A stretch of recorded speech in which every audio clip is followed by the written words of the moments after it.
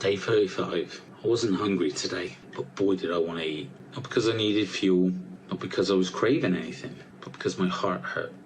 And of late, food is how I've always numbed it. I didn't get a lot of vlogging done today because I had some things to sort out. Things that are a direct result of me putting weight on over the last 10 months. So, without further ado, let's get into it. Roll the intro!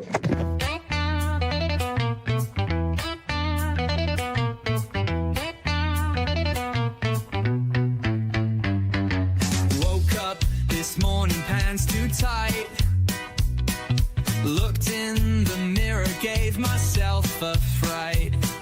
Tea in one hand, biscuit in the other. Time to change this dance, my butter lover.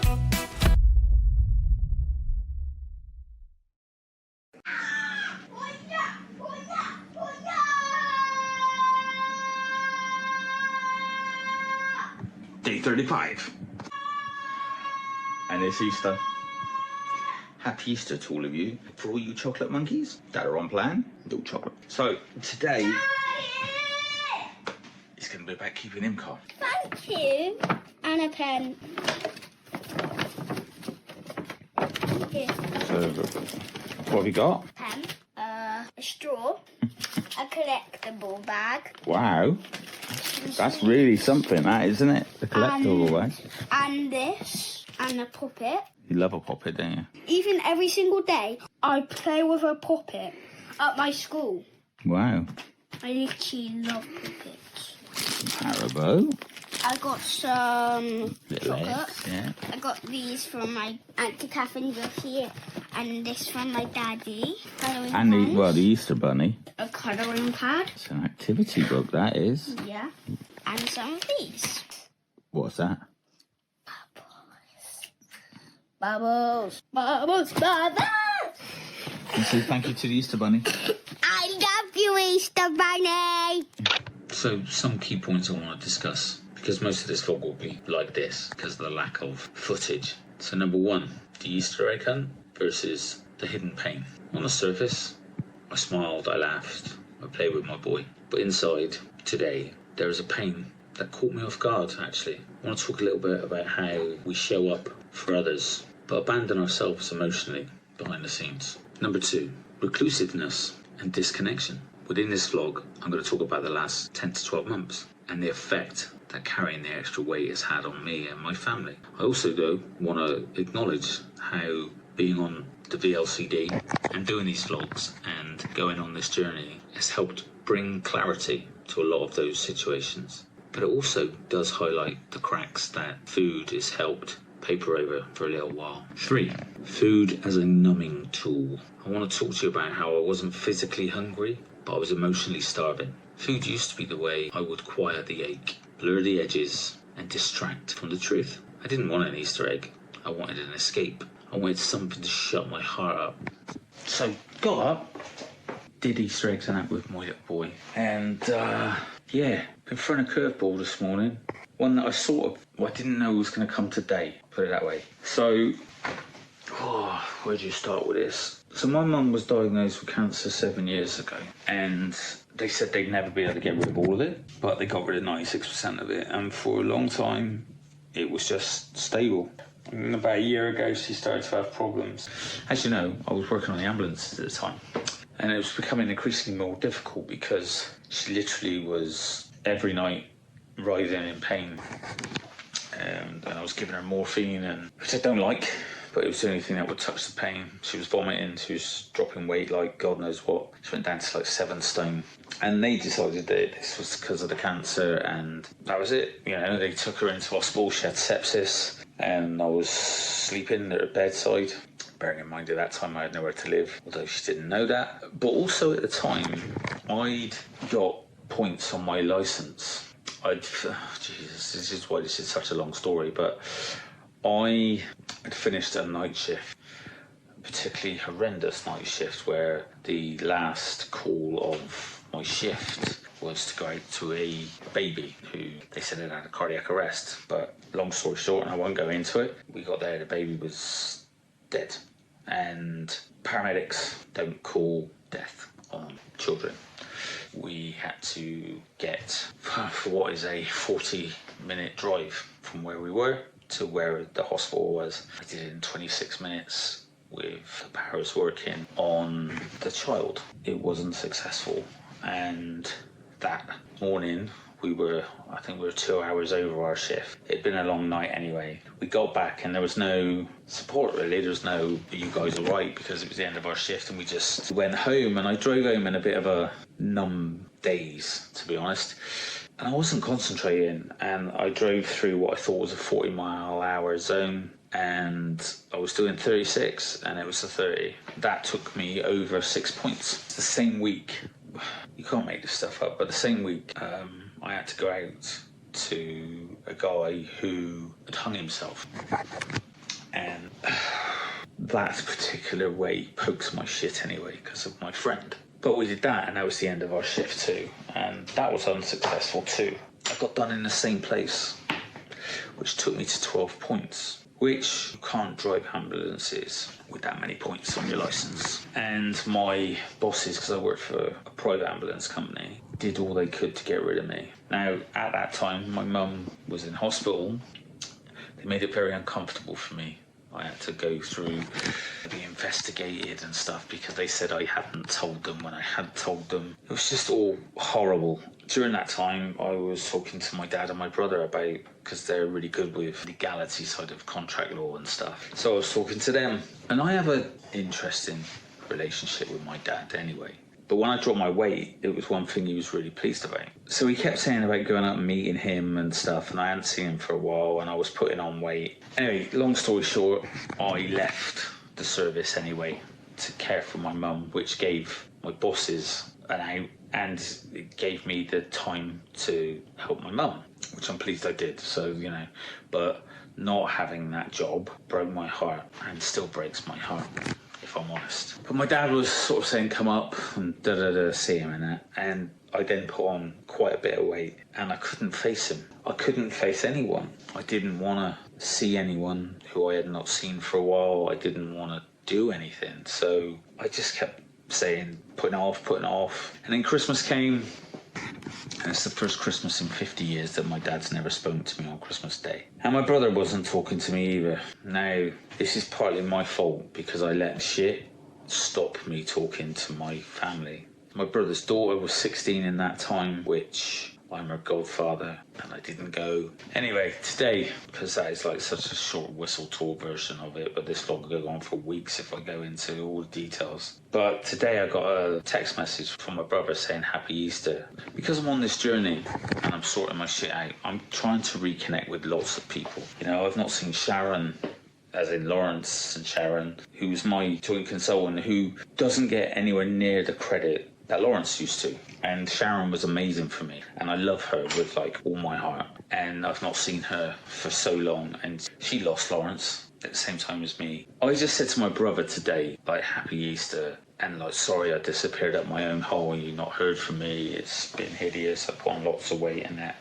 And his reply was completely justified in that he said he was pissed off with me about his daughter, which has got every right to be. We don't all love you just because you got slim, and we're not going to love you any less just because you got fat, which is completely my shit. But it really poked me today, and I still have not spoken to my dad, which I probably should. I have reached out to Sharon to say hi, but it's got me in a really shit place today. I'm not hungry, and then I know I keep saying it. I'm wanting to eat, and it's almost to punish myself. How crazy is this journey? I am determined to get through today because I've got a little boy who wants to do lots of things. So I need to focus on that, and I need to come up with strategies of how I'm going to approach this today. But it's thrown me a real wobbler.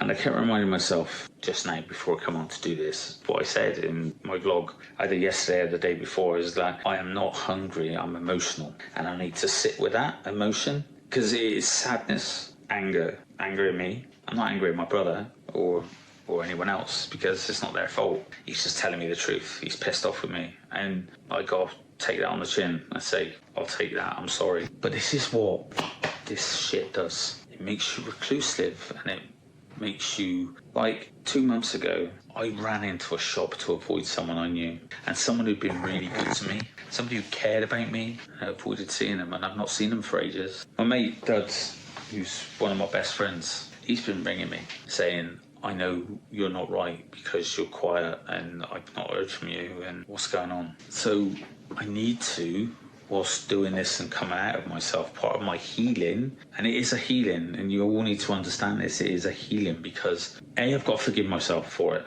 which some people might think is selfish, but I do have to forgive myself, because it's an overwhelming, horrible feeling when you've been really fat and then you've been really slim, and all the good stuff that came with being slim, I have to accept all the horrible shit that comes with putting on weight again. There is that thing of, my brother said it, we didn't love you any more because you were thin, and we don't love you any less because you're fat. But I do. I love myself less when I'm fat. I hate me when I allow this to happen. I want to get past that. But today's vlog's going to be a little bit somber because, wasn't expecting this one today. So I'm actually on an Easter egg hunt at the moment. My son is running around. He's in a bad mood, doesn't want to be here, which is weird. Ooh, he's found an egg. Drinking water. Don't know whether to wait tomorrow or to leave it for 2 weeks. You see any dude? Ooh, hang on, Daddy's on his way. Ooh, ouchie. Ooh, no, none here. You what? They must be here. You've got quite a lot. What? You've got quite a lot. I reckon you've done enough to get an egg. No. You don't reckon you've done enough to get an egg? Look at all the The weather is glorious. I think the other day I went out, it absolutely caned it down. There's none in there, dude. I reckon we got them all. No, we... You've got loads, dude. So fill my pockets full. Let's go this way. How many you found so far, Arlo? No, don't give it away. Keep that one, darling. Carry that now. How many have you found so? What's that? What's that? Arlo, what's this? What's this? What's this? Quick. God, eagle-eyed daddy. I'll give him to you. Put them on there. See? Right, go on. I have 3 there. Here you go. 1, 2, 3, 4, 6, 7, 8, 9, 10, You were right. 11. You were right when you said 11. I thought I did 12. You have to go in there to the Easter Bunny and then they give you...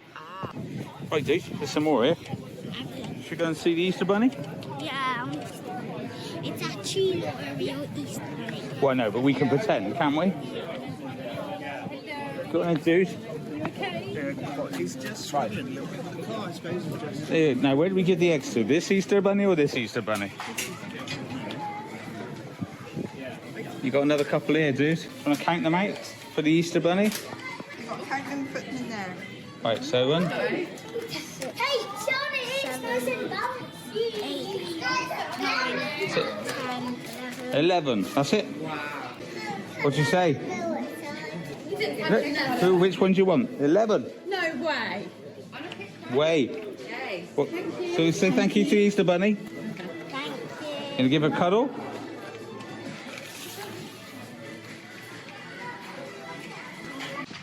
When I do this, Me for a year one. when I do this, year 1. When I do, no, you have to go on this.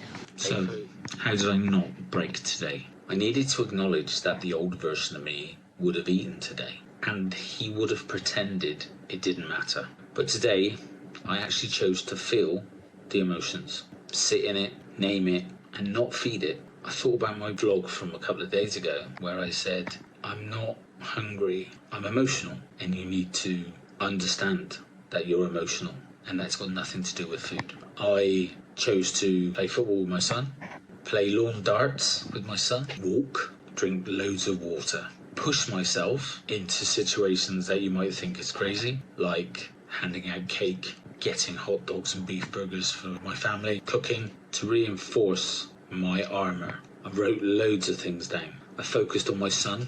I reminded myself of my favourite Beatles song. And when I say Beatles song, I mean my favourite Beatle, being George Harrison, wrote a song called All Things Must Pass, good and bad.